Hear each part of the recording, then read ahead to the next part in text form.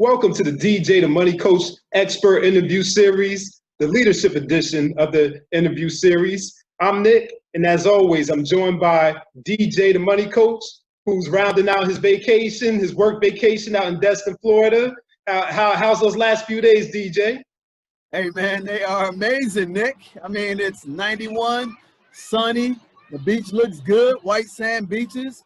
And I hate to have to do this work, but you know what? My accountant told me I have to so I can write this off legally. There you How go. you doing, Nick? Hey, I'm doing pretty good. I'll be just as great as you if I were there. But you know, I'm good. I'm happy to be here. I'm excited about this interview. So DJ, after you introduce yourself briefly to the audience who may not know you, go ahead and introduce our expert for this afternoon. Absolutely. So yeah, if you don't know me, I'm DJ the Money Coach. My story is just like yours. I came out of college. I had $40,000 worth of consumable debt. I had student loans in addition to that. I had a 525 credit score. Does that sound familiar to you? But guess what? I read one book, actually a chapter in the book called Road to Wealth about credit. Within 12 months, I took my credit score to 720. Within 24 months, Nick, I took my credit score to over 800. That was over 15 years ago. My credit score has never been lower than 805. Actually, my credit score right now today, I checked it, is an 806. That's my FICO score. But beyond that, I actually in 2002 became consumer debt free. I eliminated all my debt. I didn't do some get rich quick thing and trade credit lines. I actually paid off my debt that I put myself into debt because I had lack of knowledge. So once I got the knowledge and I applied these two dirty words called accountability and discipline, I eradicated that $40,000 worth of consumable debt, paid off my student loans, everything that I had my name on, I own. And I'm proud to say that because I put the work in. I also, in 2008, became financially independent in America. I have achieved a six-figure passive income through businesses, real estate, dividend stocks. And on top of that, what I'm most proud of, Nick, that I've sat down with over 20,000 people, individuals, families, corporations, and help them continue the same message and achieve the same results that we have in America. So without that, it's not possible to be successful in America. So today, we have a person that actually does the same thing for businesses. I mean, that's what I'm excited about. This gentleman is amazing, to say the least. His name is Dr. J.C. Baker. He has a PhD, and he's doing amazing things in America. And right now, Nick, here's the important thing is we cannot be using the victim mentality right now because we're victorious. And I came from a single family home at one time in my life.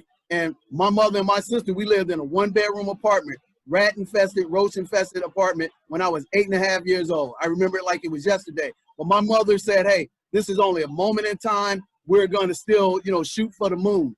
So with that said, I want to introduce HIM, which is an acronym I'm going to share with Doc Baker. Doc, this is you. You are the epitome of this. Humility, integrity, and you're a real black man. Dr. J.C. Baker, welcome to the program. Thanks so much. I appreciate it, man. I always get, just chills listening to your story because we deal with so many people that fall in that same category, but they don't know where to go. And so you give them a legitimate example of where to go with that. Nick, thank you so much for putting on the show and allowing me to be a part of it today. So I'm excited to talk about a few topics. Man, that is awesome. That's awesome. And you know what, Nick? This is the power of the network. So Dr. Baker and I just recently met a few months ago, maybe about 6 months ago, and through a good friend of mine named Brandon Hutchinson, who I knew, Nick, when he was 19 years of age. 19 years of age. And he actually came to me with his best friend, and this is public information. I'm not sharing any secrets with anybody. His best friend is Patrick Patterson, the NBA basketball player who was a first-round draft pick for the Houston Rockets, and I had just moved to Houston. And I reached out, talked to them, and shared some information that they should just know from an economic standpoint that they didn't know. Basic thing, Nick, is like not letting somebody be the power of attorney over your finances. Basic thing like showing them how taxes work from a professional athlete standpoint. So from that period in time, Nick, Brandon and I kept in touch, and his dad actually became an investor in one of my businesses that was a startup. And so we, through 11 years of knowing each other, We kept in touch. He rose up. He created a great business for himself and his family. And just matter of fact, we were having a conversation. He said, hey, I think you and Doc Baker should know each other because you're doing something similar that's complementary to each other. And that's how we got in touch with Dr. J.C. Baker. So Dr. J.C. Baker, tell us a little bit of your backstory first, and then tell us what you do for businesses across the globe, sir. Yeah, originally I'm from Detroit, Michigan. So when you talk about, the status of the Black person here in the country, I don't think any place epitomizes that more than Detroit, Michigan. Everybody has a relative from there if they're Black. And so we're hardworking people, and I've always been able to take that with me throughout my journey and my travels.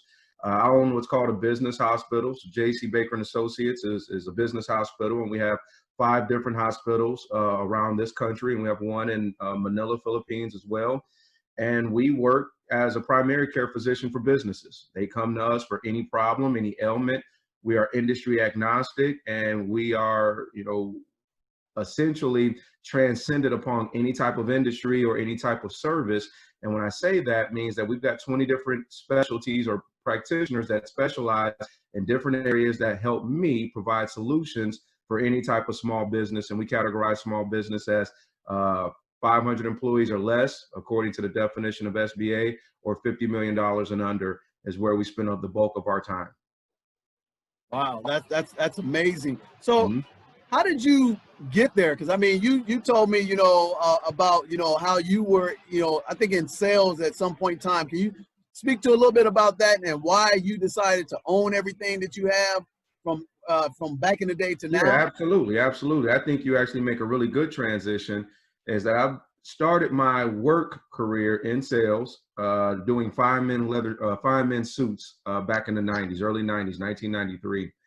And what I learned is that, where are they wearing these suits to? So even though I was tailoring their inseams and I was working on their cuffs, I was learning also what would possess them to wear a suit and what would they do. And this was back when I was in high school. Well, what I learned is that they were responsible for making the decisions for everyone else. And so people that were angry about their work environment, their living environment, someone in a suit was telling them what to do and how to do that. And so I made the decision to learn the craft, to be able to sell, and then understand the psyche behind ownership. And so with that, they go hand in hand. Number one is, if you think about the original man. Now, when I say the original man, I'm not talking about anything deep. I'm talking a caveman. You would leave home, whatever home was, sticks and bricks and whatever else you made, and you wouldn't come back till there was a buffalo or a wildebeest on your shoulder so that you could feed your family. Well, in that case, what does that look like today? Well, for us, that looks like sales, because the United States of America is one big commerce system. And if you don't understand money, if you don't understand sales, it's hard to compete. And so with that, people are always looking for the control. In that case, we knew that, well, I needed to have my own plot of land, I needed to have my own family, and I needed to have my own assets. So furs and pelts were an asset at one time. Well, assets look differently today. And in that reality, it was only logical to me that, number one, you learn how to sell something at a high level, and number two, you own everything that you're connected to. And if you do that, you'll be protected. And so even the way that our country is made today, money is a great equalizer. And if you have it, you will have other opportunities that others that don't have it do. That's true. So when did you incorporate your first company? Because I mean, I never forget my first company was White Glove Immaculate Services, and I incorporated. I wasn't just doing a business. I actually created the model, checked the trademarks, got the patents, put the system together. But what we normally do in the hood, we say we running a business, but it really ain't a business. We doing the cash, but we don't want to report stuff to the IRS. And then when it don't work, we always got the blame game. So when was your first company created? It was called CIG Management, and I created it in 2002, and it was after I left the mortgage industry. And so after learning mortgages inside and out, understanding amortization schedules and the LIBOR index and everything else you can think about, I said, why wouldn't we negotiate these short sales, take the differences, and create a process? So 4 of my buddies and I created it, and we named it CIG because AIG had already existed. BIG was stupid. So we went with CIG, right? It was the next letter. And our first deal we did, we made $46,000, and you could not have told us anything. I mean, we thought we were about to be millionaires that year. So we wanted to rinse and repeat that process. And by the time we broke that money down by 4 people, paid taxes on it, and paid for a new roof for the buyer of the property, which had termites in it, we didn't take home as much as we thought we were. And so we went back to the well and said, how do we continue to do it? And we had some successes and we had some failures. And after almost 2 years, we broke apart as a group. And then I created another company with one of the gentlemen, and we called that Smart Project Management, do business the smart way. And we were going in and dabbling with project management, obviously, and with consulting. And so we had a few clients for about 8 months, and then we broke apart based on philosophical differences. So I created Premium Solutions after that. And so Premium Solutions was my individual way of creating solutions for individuals. And so I really didn't have a niche. I really was just trying to figure out how to help people any possible way I could. But that was also still framing out my skill set. My number one skill set at the time was sales. It was not necessarily understanding the mechanics and the mechanisms behind problem solving, ideation, understanding metrics, and how to create different systems. And so those were things that I learned while I was working in corporate America. And I was able to enhance those skills for over 20 years. And that's what allowed me to create J.C. Baker and Associates. And now we're a global thing with business in 5 different continents because of how good we are at processes and understanding how to grow businesses. But I needed all of those failures out of CIG management, Smart Project Management, and Premium Solutions to get us to this point. You know what? I'm glad you gave us the backstory and the chronological order of the maturation of one business to your actually real business you're supposed to be in. Because you know what, Doc, this is what I learned from Robert Kiyosaki, and a lot of people give him a negative sayings they say about it. But here's what I learned from Robert Kiyosaki. He says a real entrepreneur usually goes through about 7 to 8 iterations of businesses before they get that one that they're meant to be highly successful at. And like you, I had several businesses too. I had White Glove Immaculate Services. I had 6 Degrees of Assets. I had Sistra Systems. I had, what was another company that I had?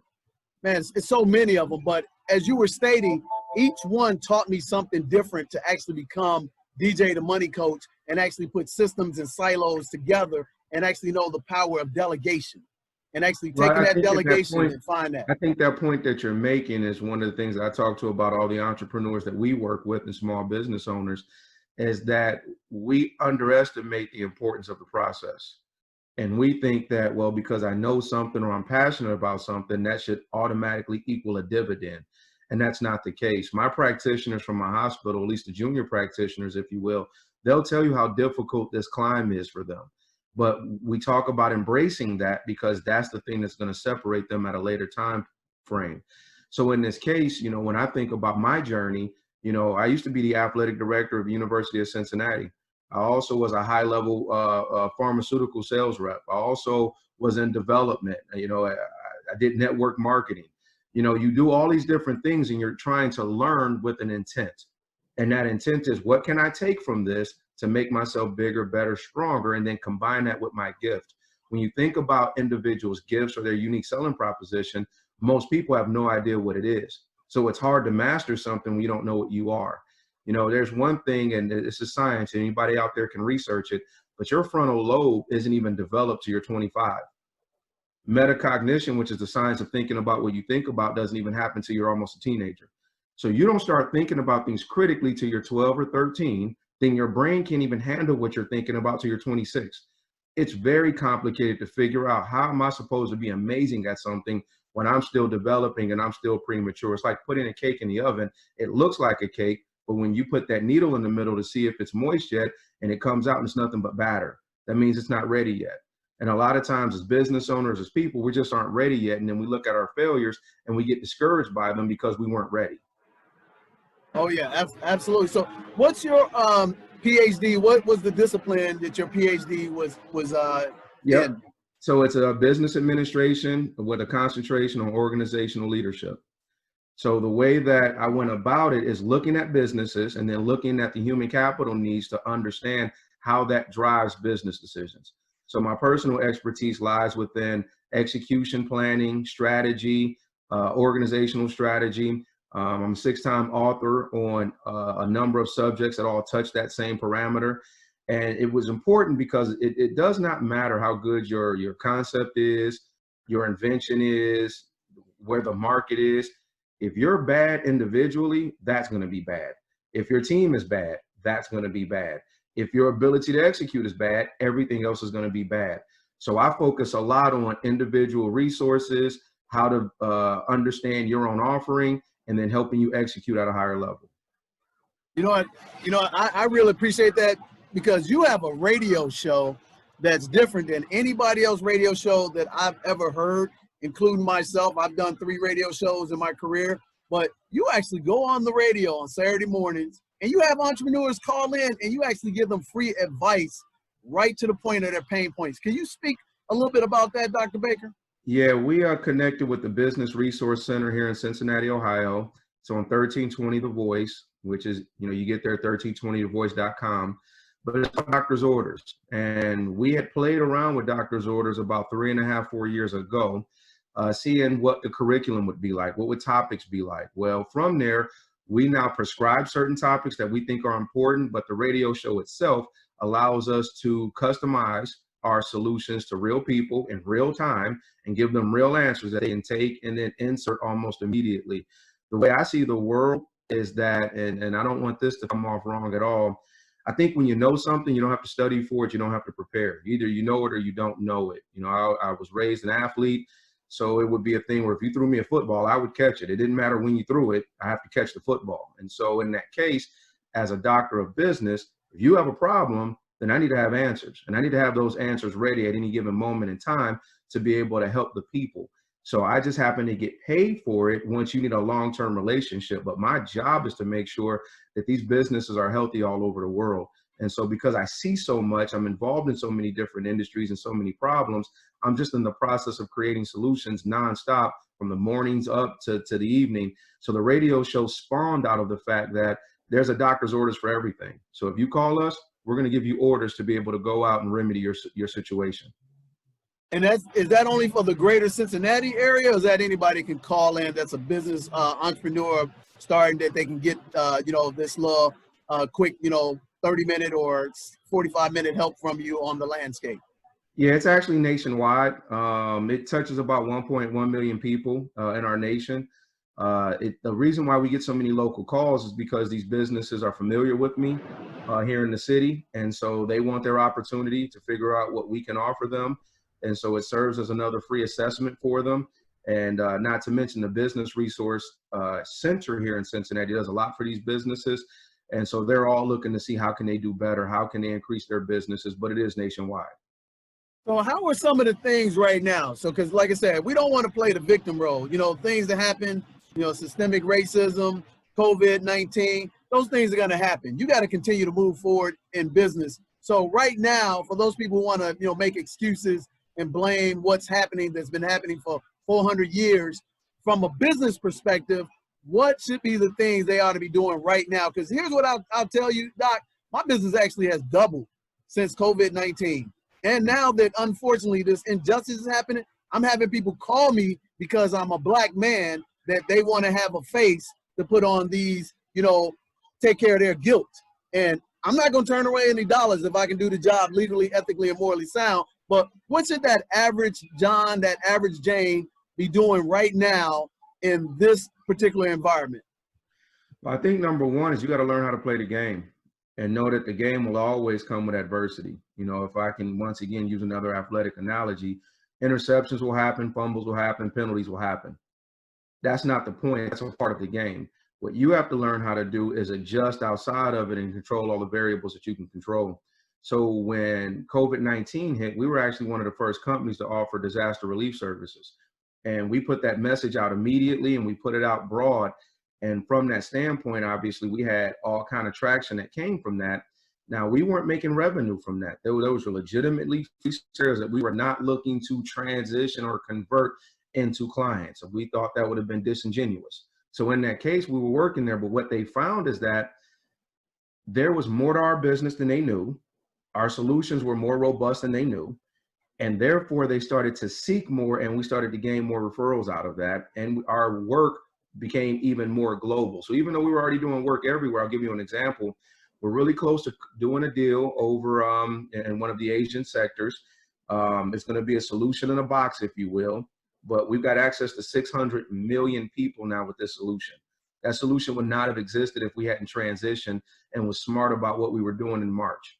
And so because of that, we were able to offer, this idea to them in a way that's natural for them, but that's because we had to be a part of our own rescue. And so that's a term that my team knows very well. You don't sit back and wait for somebody to rescue you. Before you go out on the ocean, I got to take certain things in the event this boat goes down. And this boat goes down, what skill set do I possess? Well, I'm a strong swimmer, great. And what can you do? And what can you do? You piece that together and you find out what you don't have. Then you start making provisions for what you don't have. And I would say in this climate right now, think about what we're dealing with. Global pandemic, national recession, civil unrest, opioid addiction, election year. I mean, we can go all day with this. It's almost unprecedented as an amount of national tragedy that we're looking at, but your point couldn't be more valid. You still have to pay rent or a mortgage. You still need health insurance. Your kid still needs to eat. You still need to pay for your cell phone bill, whatever it might be. That means that you better have a plan, and you better match that plan with your ability to execute. What I can say about Black America today, and a lot of my views are not that popular. I actually was working with our city council earlier today on some concepts, but the reality is this is different than 1960, and it's different than the 1800s, and it's different than the 1600s. Today, I own my business outright. I have no debt on my business. My house is mine. My family is mine. My accounts are mine. I'm diversified. I don't need anybody to help me do a thing. Well, that wasn't the reality in the 40s. There were laws against some of the things that we're doing. Those laws don't exist now. So what happens is we have to be a part of our own rescue and recognize that if you want to take advantage of the resources, take advantage of them. That doesn't mean it won't be harder. It's harder for me to close a deal than some of my white counterparts. But that also makes all the logical sense in the world to me. Just like if you play at Ohio State versus playing at Michigan, that's going to earn you a seat at the table if you're in the state of Ohio or in the state of Michigan. It's just an obvious reality. So because that's an obvious reality, we need to understand the rule of the game and then move the deck of the game to benefit you and what you're trying to accomplish. That's what we call being a part of your own rescue. That's basically like who moved my cheese. So right. And it's funny you said that John C. Maxwell, he wrote a book called The 21 Irrefutable Laws of Leadership. And one of the laws that I love is the law of attraction. So what you just said about you owning everything that has your name on it and your family and your business and your accounts, I do too.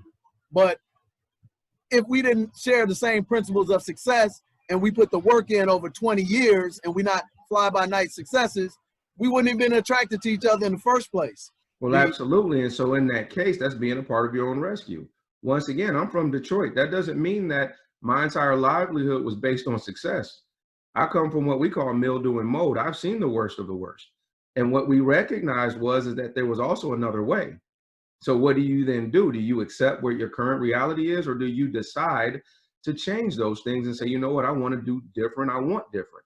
And then you sacrifice to make that thing happen. So there's trips I didn't take. There were shoes we didn't buy. There were cars. I mean, I'll tell you now, I still don't drive a Range Rover. I have a really nice Chevy Blazer that other people are like, man, that's a nice Blazer. But it's not a Range Rover. Why? Because the extra money we dumped into another company, as opposed to me stunting in a range. And then what does that allow me to do? It allows me to make better financial decisions to where instead of me leasing the range, we own a dealership. Right? I had a guy the other day ask me about that. I said, all I do is buy businesses. That's what I do with my money. So like you can see right now, I'm wearing a uniform shirt. I have 700 of these. I wear the same thing every day. Right? I wear a uniform. I don't have to think about what I'm wearing. So I don't care about the next, best idea, but we own the thread. See, the thread needle that made this, we own it. And all the crest, we own it. So I don't wear anything else but the stuff that I own. Right? I have a commercial basketball court, and they said, what's that symbol in the middle of your court? It's my company symbol. I don't wear anyone else's symbol. There's never a day you'll see me wear anything else unless it's J.C. Baker and Associates, the business hospital. So when it comes to what we have been afforded in 2020, you can own everything around you if you want. And you can determine what relationships you're in, what businesses you decide to do. See, it was an error when they made those things accessible. Now we have to access them. And we can't look for somebody to spoon feed us. We got to go take and get. And that's available to all of us. Man, you said a mouthful. So I'm going to try to unpack a little bit of this. And the reason why I'm laughing, because just like you, that D is not Detroit. That's actually D for Duransburg International. Of course. So that's my D. I own it. The cap, we made it. I own it. And I'm laughing because this is the same message that Nick has been hearing all week. We interviewed Dr. George Frazier last night. Dr. George Frazier told the same story, and you would have thought that we had a little sidebar before we did this interview, but we didn't. So with that said, here's the thing that I was really most impressed with you when we met. You have put together a team of sharp, young, upwardly mobile Black men who are out there getting it done. Tell us and the audience, why did you do that? I know why you did it, but tell us why you did it and the significance of that for our future, because I'm going to model exactly what you're doing with DJ the Money Coach LLC.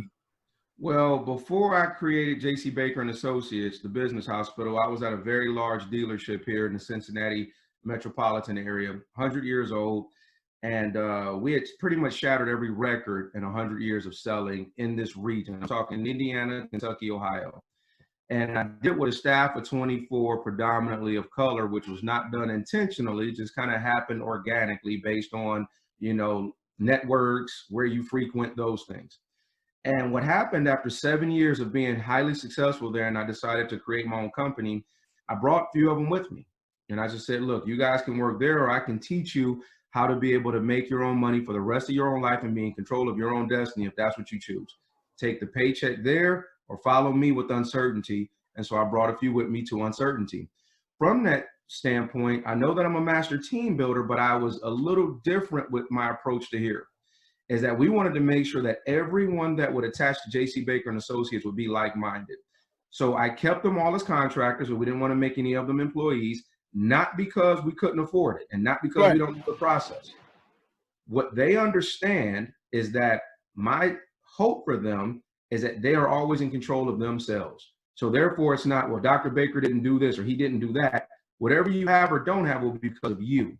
My job is to put you in the best scenario possible to accomplish that. So three of the young guys, Kenneth Glenn, Benjamin Phillips, Roderick Mills Jr., 3 of them saw me speak at an Achievers event. They have not left my side since I spoke that day. So I didn't know them that day. They heard about me and I had offered this class. And after I spoke, they literally said, we want to learn everything you know. We don't want to leave you. And I've been with these guys every day for years now since then. Kenny Glenn is actually over my house eating up my wife's dinner right now as we speak. It literally is a scenario where we become family. And I'll tell you about Kenny Glenn. He had an opportunity to go to Microsoft and work, and he turned it down. He has a master's and a bachelor's in accountancy. He's on city board here for our school district. He couldn't be sharper. Microsoft said, we'll give you a bunch of money and fly you to San Francisco. And he said, well, that won't allow me to learn how to be the master of my own success. I'll be duplicating yours. So I don't want to give you all my talent and you burn my talent through. I want to develop my talent for my own personal wealth and asset. So therefore, he decided to work with me. And so in that case, my contribution to him is to teach him things that society won't necessarily teach you. So he's sitting in meetings of high levels where the secrets are being passed that he can't get in a book. He's not being told that he's not allowed here because this is executives only. He's in that meeting with me and he's able to discern and synthesize information as it comes to him, and I can help guide him in the right way. So as we build this, we didn't build it on money. We built it on freedom. And that's what everybody that works with me for understands, is that we want to be spiritually free, economically free, mentally free, physically free. We don't want to be bound in any reality whatsoever. And that's the culture that we have here at the Business Hospital. So how hard is it to establish that?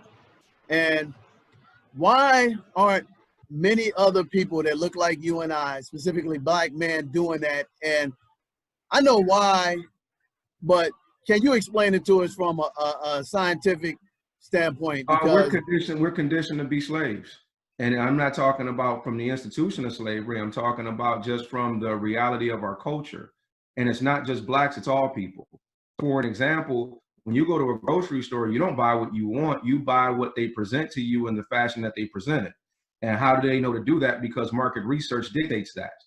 So everything from how things are presented, how your mind then interprets certain realities, that then conditions you to say, well, the only thing I should do is this, or only thing I should do is that.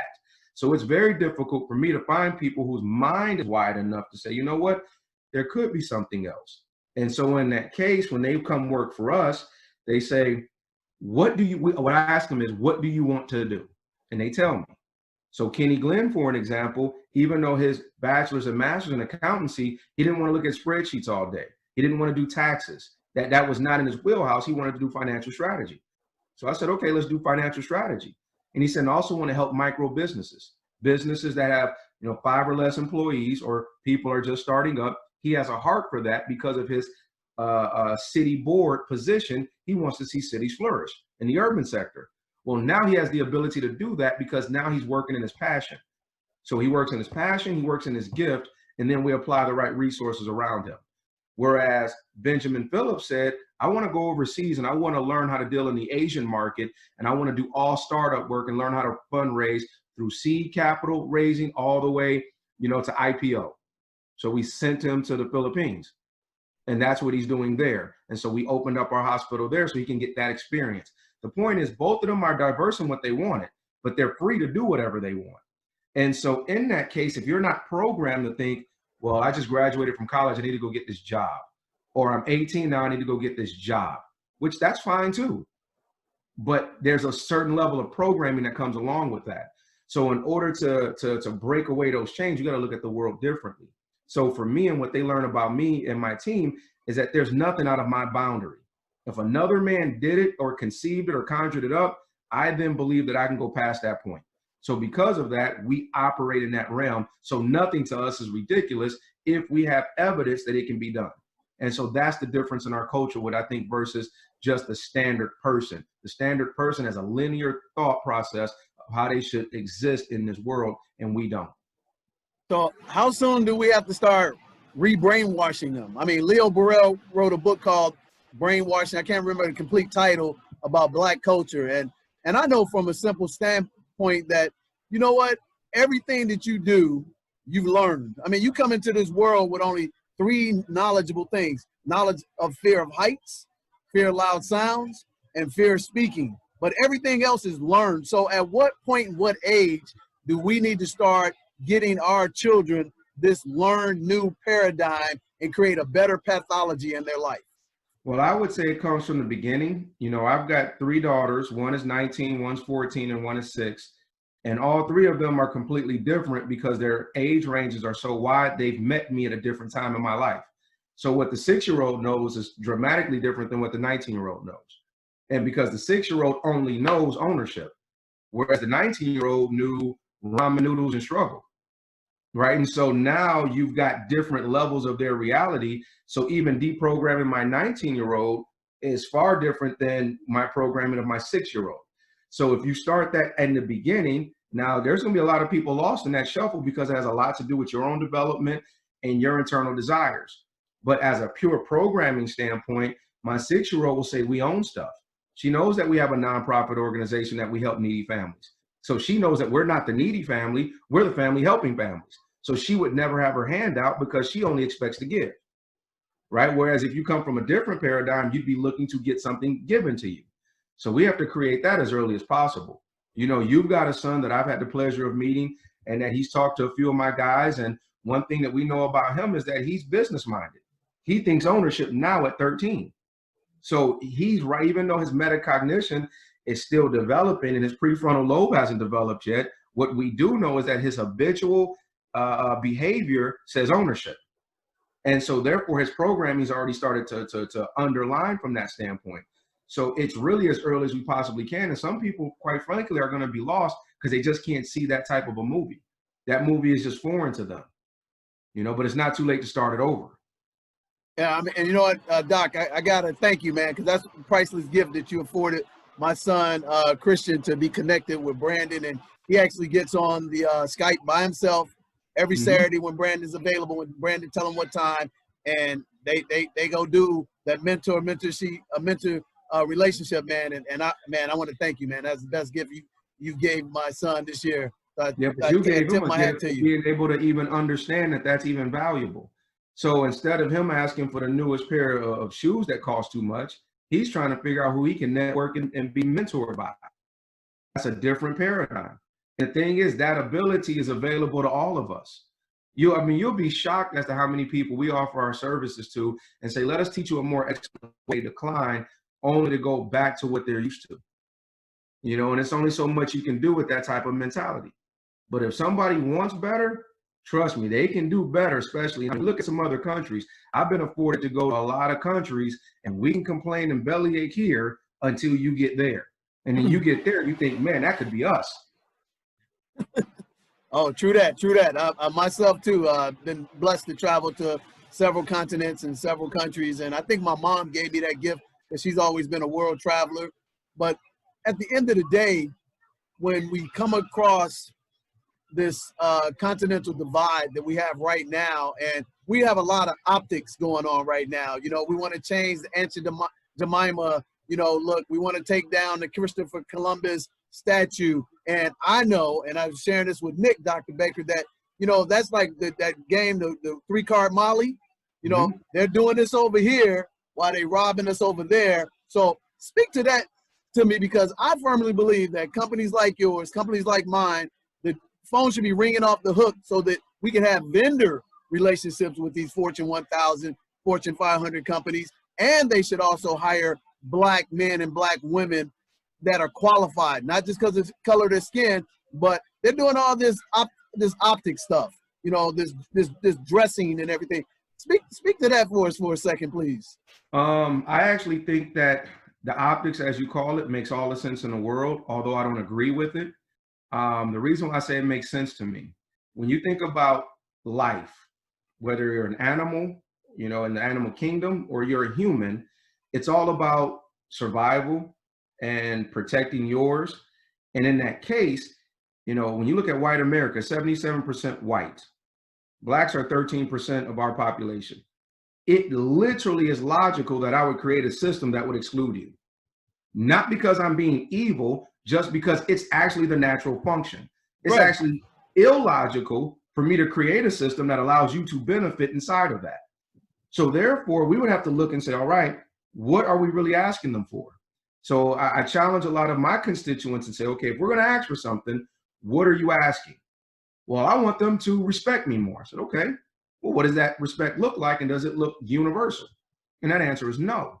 All right, so then what else are you asking for? I'm asking for more opportunity. Is that more opportunity outside of what you can create for yourself? Or is it something different? Now, I'll give you a great example, and it's going to seem like it's not apples to apples, but trust me, it is. I am the co-chair of our Players Association at the University of Cincinnati. Before I took that position, we actually didn't have a players union. We just created over the last 4 years or so. We've been making great strides. But I have known every athletic director, every head coach. I get gear, I get sideline access, I do whatever I want, and I have since I played there.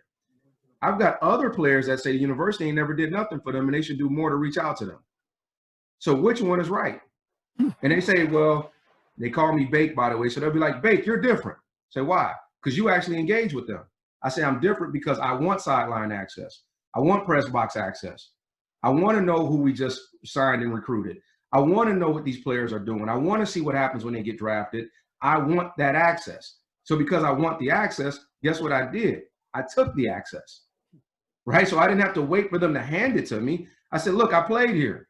So therefore, when I show up, open the weight room for me. And they do. When I show up and say I need a shirt, they give it. When we have a new athletic director, I set an appointment the first week and say, look, this is my university. This is not yours. You're just a steward over my university. Tell me what your goals are and see if they align with what we need to progress our program. Where the other guy's waiting for an invite.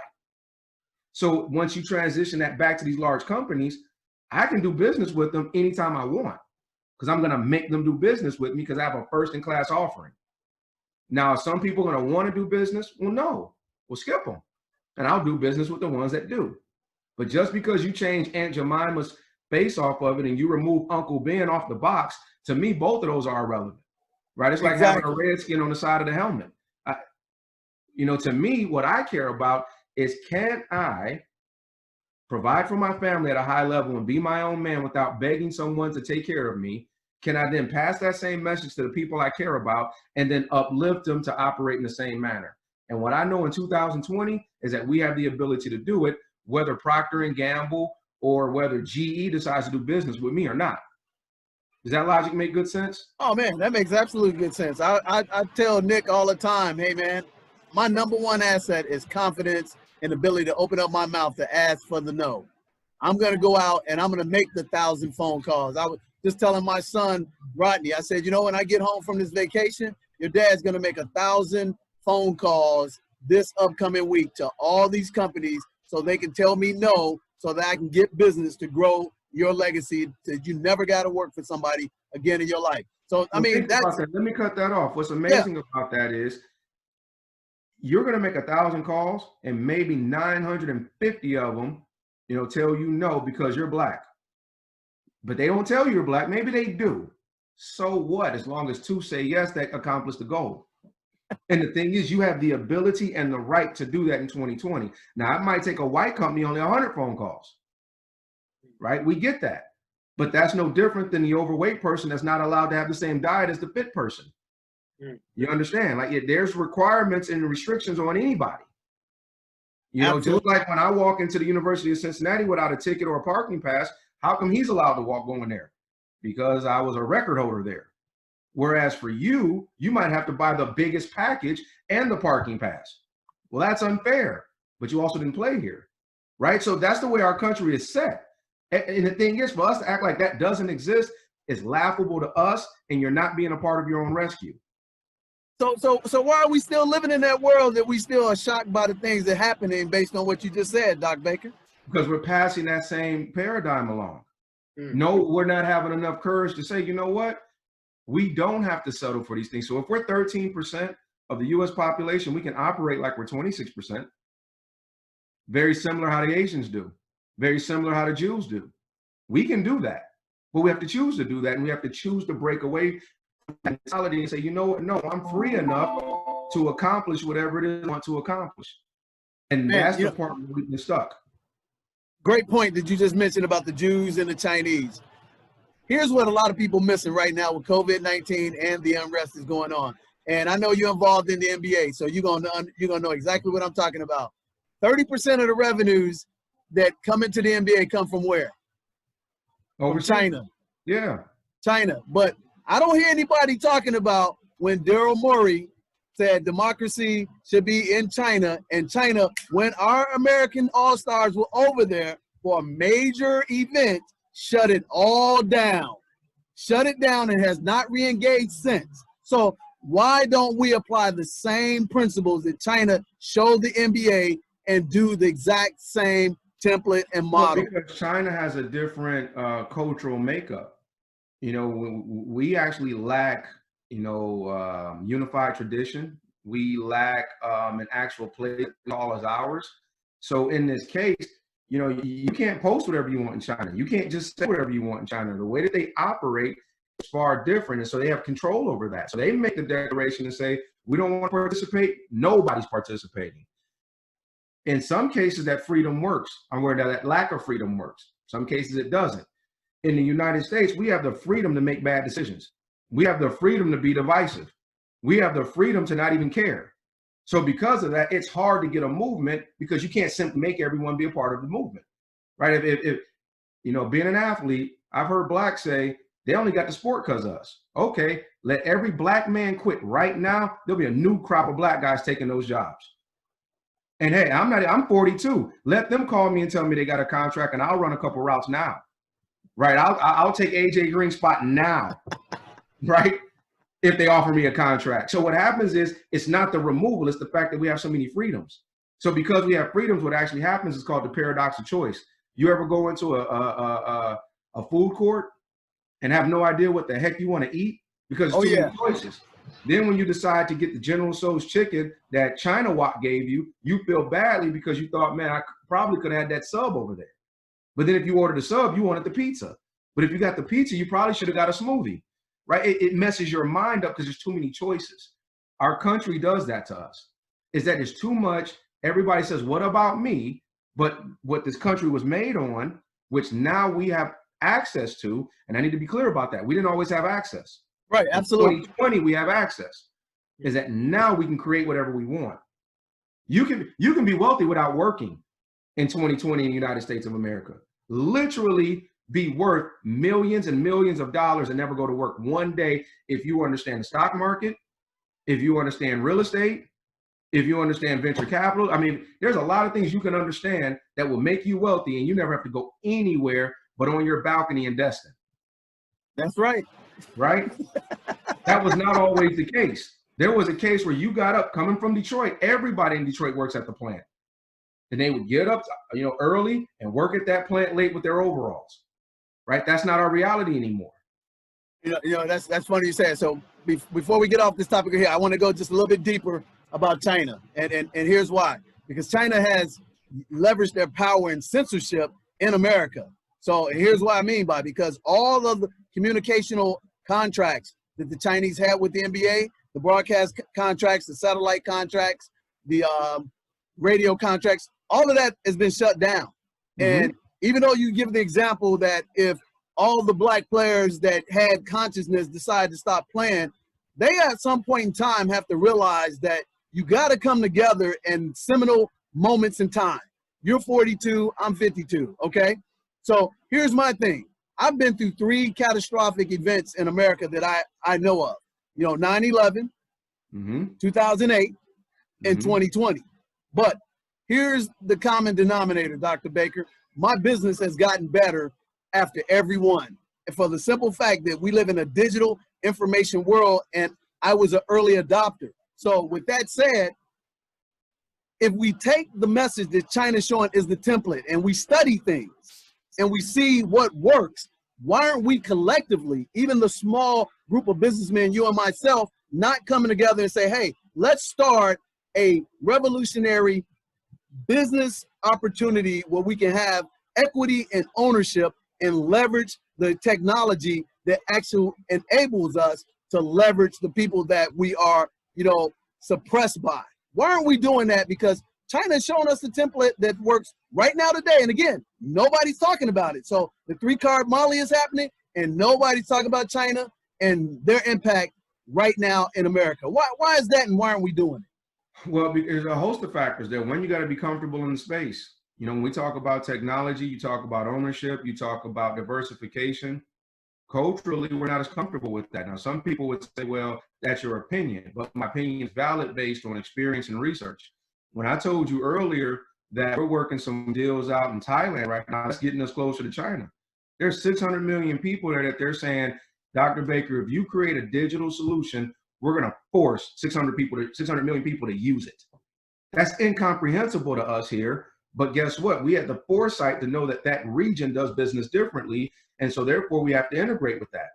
But when I go into certain, meetings, when I'm doing my work nationwide, we don't fill those rooms up. DJ the Money Coach, we just don't. We're not there. When we just left a client earlier today talking about basic concepts, he didn't know any of them. Literally none of them. And they were business 101. He had no idea. It was nothing against him because he's making money in his business. His business is sound right now, but it's sound with a fragile infrastructure. So the moment we started talking technology and integration, his mind went like, whoa, what are you talking about? Because we're uncomfortable with those spaces. I had a conversation yesterday with a good friend of mine about wills. I don't want to talk about wills. I'm uncomfortable. Well, how do you think wealth is passed? Right? If you don't own some stuff, you don't have assets, you don't have wills and trust, how does it pass? But they're uncomfortable with the conversation. And so in this reality is that instead of talking about some of the typical things we talk about, clearly I haven't been to a barber in forever, but let's go in a barbershop and see what we're discussing. Are we talking high level technology or are we talking about something else? Right? You go to any place that we frequent, what is the conversation? And being from Detroit and living in the urban sector my entire life, whether it's been in, you know, my wife's from Dallas and I spent a lot of time in Dallas. The conversation isn't tech. It isn't integration. It's not, you know, who wants to own a bank? I got a bank right now, DJ Money Coach. I'm saying this wherever you broadcast it. I got a bank right now that we could buy for $4 million and deploy and make 40 million deposits literally within the next calendar year. Really? They're a 100-year-old bank. I've engaged no less than 25 groups that look like us, and they're not even interested in seeing what the numbers are to purchase the bank. That's an actual fact and not made up. Well, we need to have a conversation outside of this, because I've been wanting to have my own bank ever since 2002. Yeah. Because I read a book about black banking about 15 years ago, and having seen The Banker, the movie again, it just reignited my, you know, passion for, I mean, because that's the highest level of finance. It's not hedge fund, it's banks. And I watched this little show, and I'm not trying to give it a plug, but it's a show called Billions. Mm-hmm. And in Billions, the hedge fund guy said, hey, how do we control all the money? By being a bank. Banks do. So in that case, no one's interested in having the banking conversation.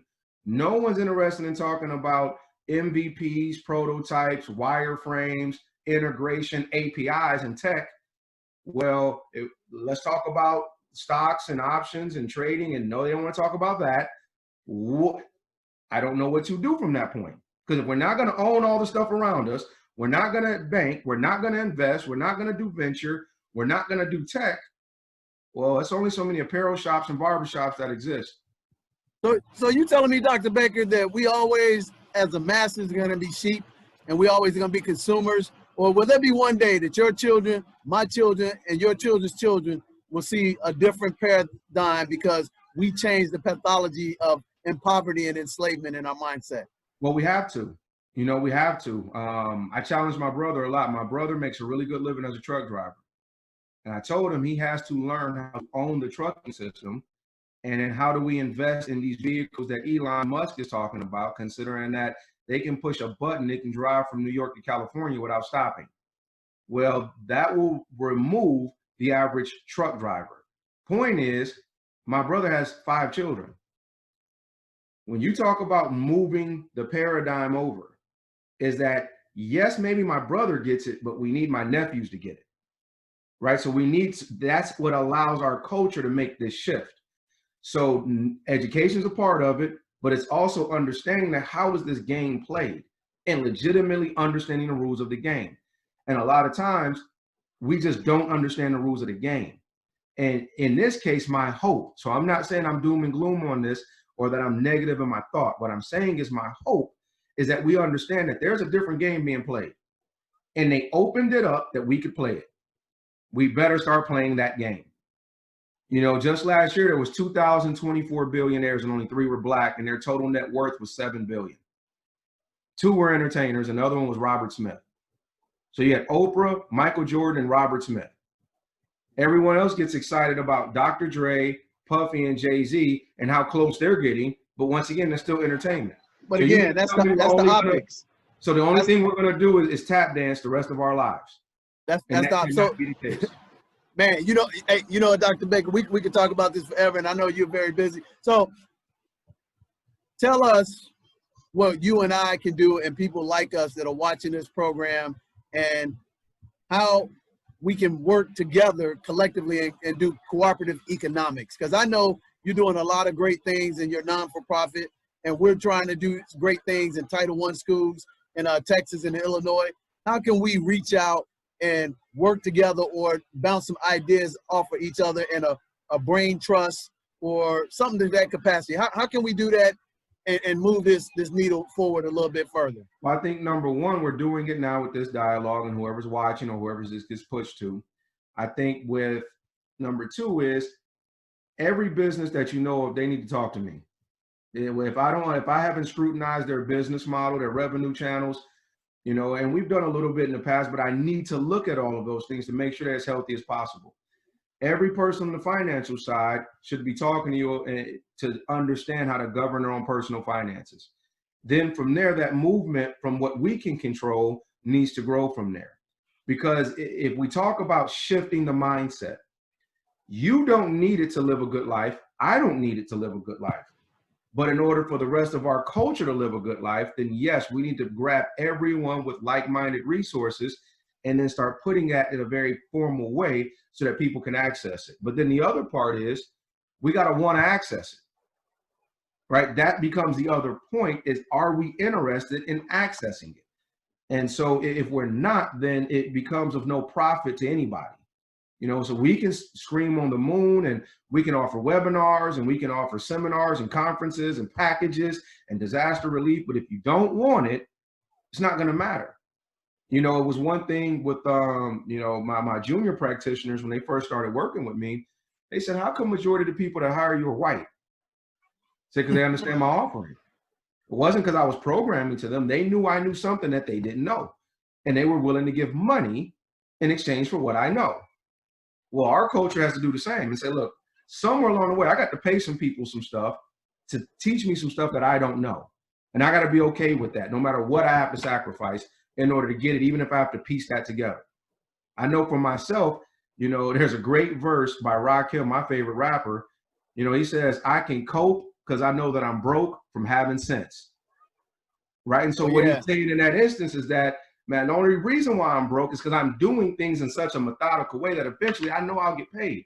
But right now I'm broke, so I can deal with that because I'm investing in something larger. And it's okay to be in that uncomfortable space when you don't know why you're seeking that help. So to answer your question again more plainly, is we continue to get in front of businesses that need help and in front of people that need to look at their finances differently. That's the work that you and I can provide the masses. Man, you know what? That's amazing. Yesterday, Dr. George Frazier gave us a new number system. He said 85, 10, 4, and 1. And basically what this meant, Doc Baker, was 85% of our people are going to be lost. 10% of them are going to be woke.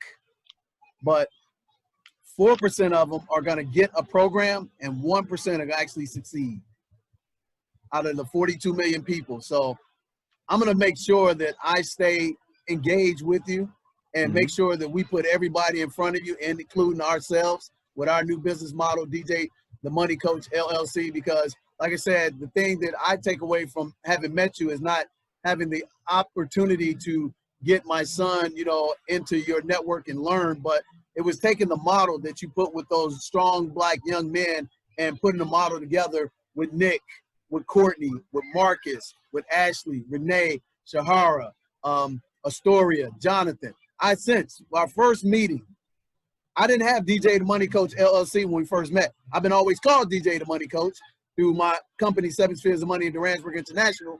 But in March, I decided to form DJ the Money Coach, and I decided to specifically hire young, sharp Black people, because when I looked at your website and we started to do some stuff together, I was ashamed of myself that my organization didn't reflect truly everybody that looked like me.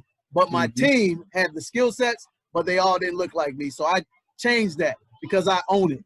And I'm making a pledge right here today that I'm gonna make sure that I let everybody know about your programs that you do from this day forth. So Doc, can you give us number one, 60-second wrap up?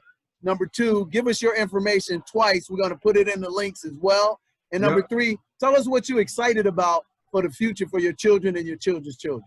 Yeah, absolutely. Well, I'm excited at the fact that, you know, we've changed the wealth model in my family.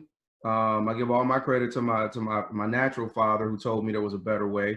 And I've been able to take what he taught me, teach my children. That paradigm has shifted. So I'm excited at the fact that my oldest one is in college, which was, I was the first person to ever go to college and graduate. And so now that cycle has been broken. My other children understand ownership. And so with that, I'm really excited about that. Company-wise, my guys understand their contributions to this planet, their contributions with their gifts. I'm seeing them walking that every day, so I'm excited about that, and the fact that we can have global impact. Our website is jcbaker.org, really simple, jcbaker.org. Our phone number is 833-JC-BAKER. So once again, 1-833-JC-BAKER. And then the email address is info@jcbaker.org. Really simple. We've got a technology that we're about to launch. We wrote a patent on how to train athletes to the metronome of music to increase rhythm, tempo, and pace. We finished our last round of funding, so we'll be finishing out the rest of the development and launching that before the end of the year. But that allows us to play in the tech space at a really high level We've already worked some back-end deals over in Asia to launch it over there and see what we can do to leverage that. So really excited about what the future's bringing. We're not just talking about stuff, whether, you know, my children know that, you know, can I write a book? Yeah, because dad wrote 6 of them. You know, can I go to college? Yeah, because dad's a doctor. Can I own a business? Yeah, because your dad owns a global one. Can I own a house? Yeah, because dad's owned one the whole time we were alive. Like, it's that type of stuff that excites me, because I know that I'm directly responsible for being able to be the change that they can see. Man, that is fired up. Nick, so we always do this too, Doc Baker. Nick is a high school English teacher, and he teaches in Newark, teaching people that look just like us. So I always ask Nick to give us what he took away from the interview. So Nick, tell us what you took away today, brother. Yeah, I'll show you my book. Got 2 full pages right there. 2 full pages. I love it. I'm taking notes the whole time. Yeah, but the first thing is that, you know, we can no longer use the victim mentality. Yes, there will be obstacles in our way, but in this day and age, the tools and the resources are accessible to everyone. It's just going to come from, you know, shifting from that fixed mindset to a growth mindset and undoing that brainwashing. So that the full title of that book that DJ was mentioning was a Brainwash, Challenging the Myth of Black Inferiority by Tom Burrell. Yep. Yep. And I'm glad that Dr. Baker mentioned, you know, this idea of failing forward and not underestimating the importance of the process. You know, me being, you know, the young man that I am, you know, I grew up in the social media age. So, you know, I'm used to my peers and everyone else, you know, faking it on social media, making you believe that it's an overnight process when it's, you know, when it's really not, you know. Mm-hmm. So, yeah, you have to find your hedgehog concept. You know, Dr. Baker, you mentioned the passion, but if you have the passion without the revenue and without being the best at what you're doing, yeah, you'll have a lot of fun, but you won't, you know, you won't make any money, you know. Mm-hmm. So it's important to have all of those moving parts working together. So thank you, Dr. Baker, for coming on and sharing this wealth of information, and we need to have another conversation again. Absolutely, absolutely. Well, I'm at you guys' beck and call on that. I thank you today for having a dialogue and appreciate it. And then if I can do anything else, please reach out and let me know. Oh, absolutely. So, hey, we do this the same way, Dr. Baker. So you're the norm in our circle, not the exception to the rule. And every young woman, every young man, black woman that sees this, know you have seen the template for success. And at the end of the day, I want everybody to have a pom-pom lifestyle. That's plenty of money, peace of mind, and I want you really to come join us on the Beaches of the World Club, because ain't nothing special about what we're doing. We're just out there doing it, and we're doing it with confidence, with unity, and we are honoring our Father. And before I go, I want to give this all-time kudos to you, Dr. Baker, that I have a new acronym. It's called HIM. Mm-hmm. And HIM stands for humility, integrity, and a real black man. So thank you so much. For being I appreciate that. Thank you, gentlemen. Thank you so very much. I appreciate that a lot. All right, gentlemen, keep up the good work. God bless you. Peace. You as well.